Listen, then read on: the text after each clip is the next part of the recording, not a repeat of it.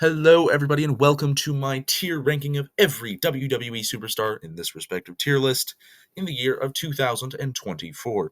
There are a total of 99 people I will be ranking. In fact, I've already ranked them all. I'm just going to be going through all my picks with you and explaining at least most of them. Let's get started with the megastars of the show. Obviously, we're going to be starting with my personal goats, Omos. We have a picture of him back there. It's signed by him. It's also signed by MVP. I drew a picture of him. It's up there. I love him. He deserves to be in the main event. He's not on TV enough, and I don't know why he's not challenging Roman Reigns at WrestleMania 40. Next up in the megastar status, we have Roman Reigns, who is clearly a megastar. He's known outside of wrestling. And no matter what, if you are known outside of the biz, you're a megastar. And being champ in 5 different years, 2020, 2021, 2022, 2023, 2024, that's a lot. And that is deserving of megastar status. And this might seem a little insensitive. It's a Bray Wyatt joke.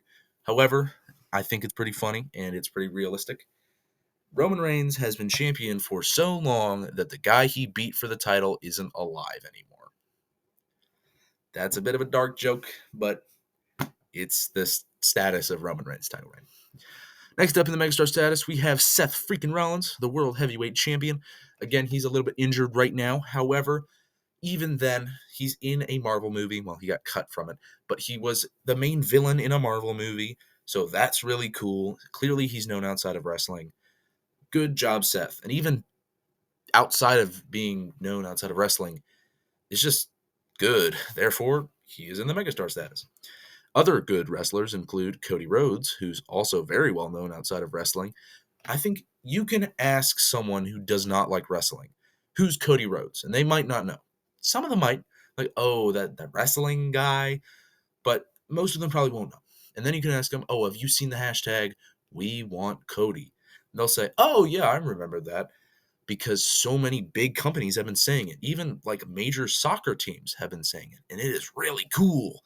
So he's very well known outside of the biz.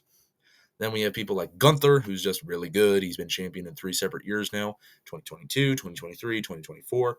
And a fun fact about Gunther, he has spent more time in the WWE as a champion than he has not being a champion, which is insane that he's been champion that much.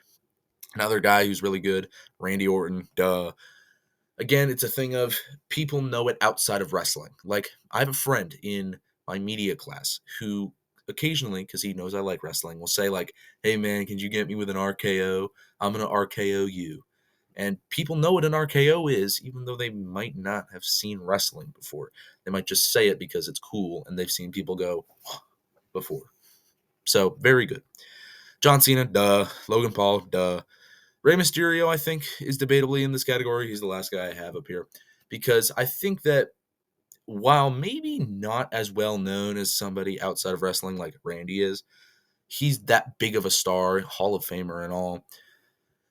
He's that guy in the company, and he's been that guy for like 20 years, even though he's never been the utmost world champion. He was technically world champion like twice.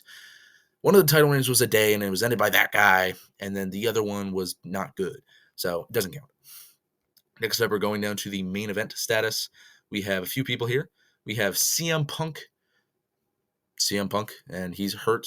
I probably would have put him in Megastar, but he's hurt, and that kind of devalues where you are on the card. However, he's still really good. Also have Nia Jax, who it feels weird putting Nia Jax in the same category as CM Punk. However, if you think about where their booking is, Nia has been kind of main event talent, and she's been good enough to be deserving of that. She's a multi-time women's champion. She's good. Drew is up here as well. His promos as of late have been very good. I don't know if you've seen any of them. You know, the piece by CM Punk's WrestleMania main event and all. Funny, good heel Drew. Also, not just the promos, the matches are astounding. Rhea Ripley is also up here. I was debating putting her in Megastar because, you can argue that she deserves that at this point. The problem is that she doesn't defend her title on TV. She doesn't. She does at the live shows. I've been to live shows and she defended the title. But it's just not clicking, because the Judgment Day stuff is great, but she's not defending the title enough for me to say, oh yeah, she's clearly a megastar. Another person we have in the main event status is Io Sky, the other women's champion. She defends her title a little bit more. I feel like we see on SmackDown, the women's title is being defended a little bit more often, and her storyline is definitely much better because the Judgment Day are in a silly, goofy storyline, and Damage Control are not. She'll probably lose her title at Mania. That's the goal, at least. But she does deserve more world title runs because she's quite good. Some more main event talents include AJ Styles. It's AJ Styles. What do you want me to say here? Bayley, again, back to the Damage Control thing. She just won the Royal Rumble. Clearly, she's in the main event talent status. And Michael Cole did say that they might main event WrestleMania, even though the women have only done it twice and there's 7 wins. Another main event talent is Becky, and then Bianca. Again, just the upper class and upper echelon of the women in the biz. Sami Zayn is also up here as well. I feel there's such a difference between Becky, Bianca, and Sami, because Becky and Bianca, they're just generally, they're the main event. That's what they are. They are just always in the main event scene, no matter what they do. Now, they don't necessarily put other younger talent over all the time, but they're in the main event consistently.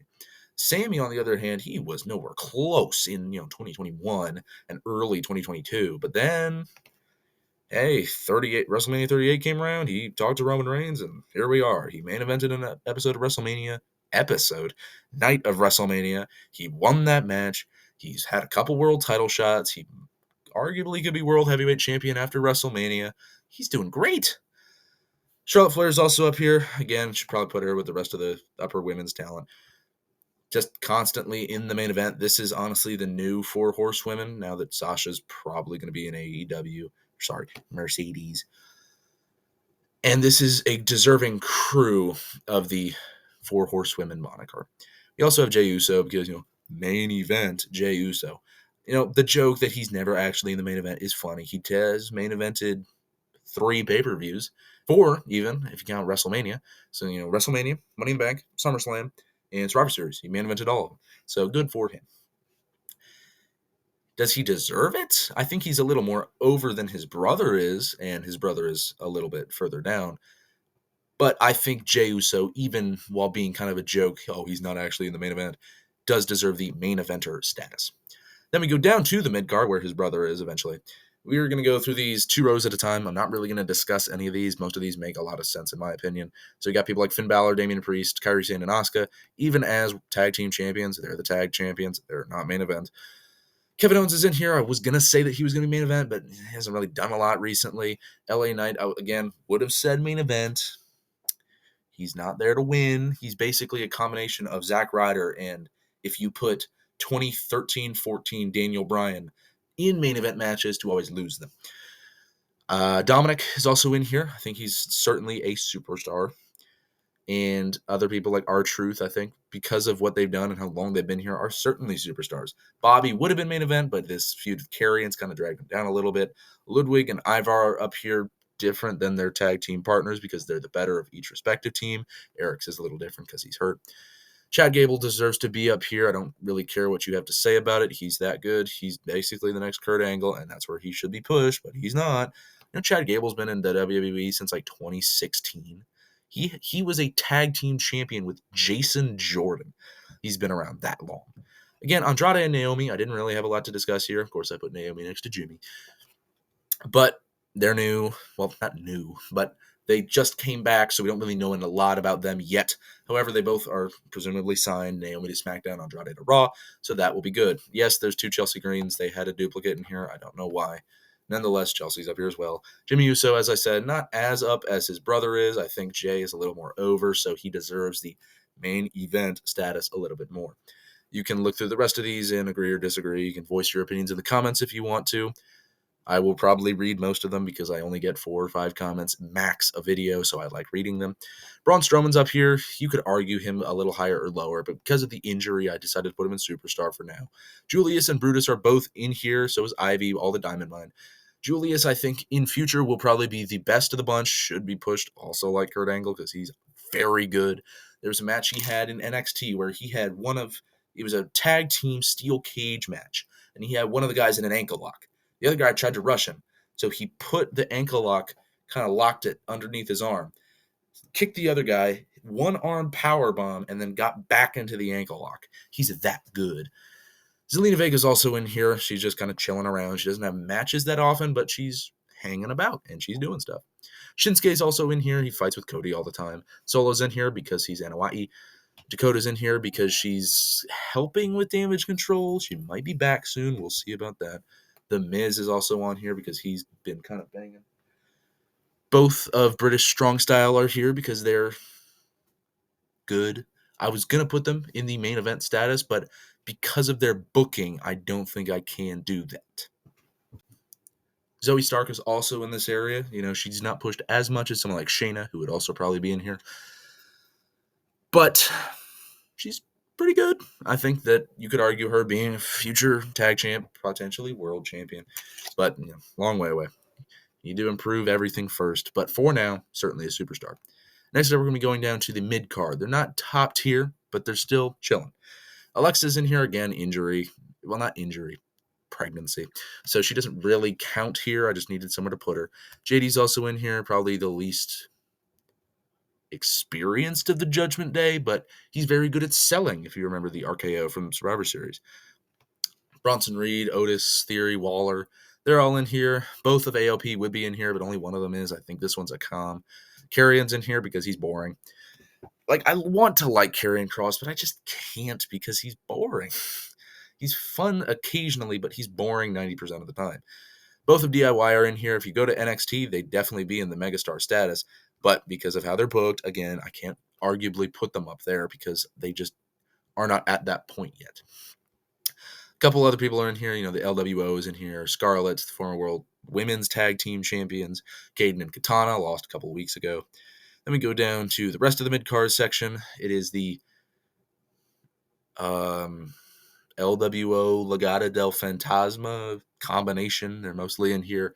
Hirtazawa, Valhalla, Eric again. Ivar is up here, but Eric, I think, because of the injury again, put him a little lower. Kit Wilson's in here. Elton Prince would probably be in the same spot. Again, he's not on here.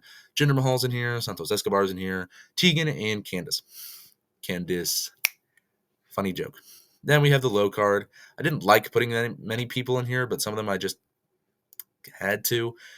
Carl Anderson and Luke Gallows, I want to say, oh yeah, those guys, they're mid-card. You know, they have matches occasionally, but they don't have matches ever. And they appear every once in a while when AJ needs a storyline or when Mia Yim needs a storyline, and then they don't do anything else. So they are boring. Nikki's just been chilling around. Ricochet's never on TV. Again, Mella's pregnant. Cameron Grimes loses every match. So does Shantae. So does Zaya. Tamina hasn't been on TV in forever. Indy doesn't do really anything. Takes the pins when she's teaming with Candice. And lastly, I think this one's Sangha.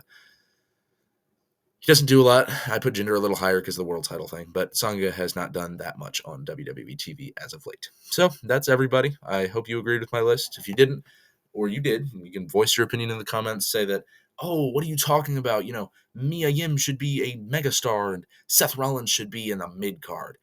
Obviously, Seth shouldn't be there, but I just need something to say for the end of this video. I hope you had a good time watching. I hope you agree with most of my opinions. Again, if you didn't, you can tell me what opinions you have about this. Where do you think I should have put certain people?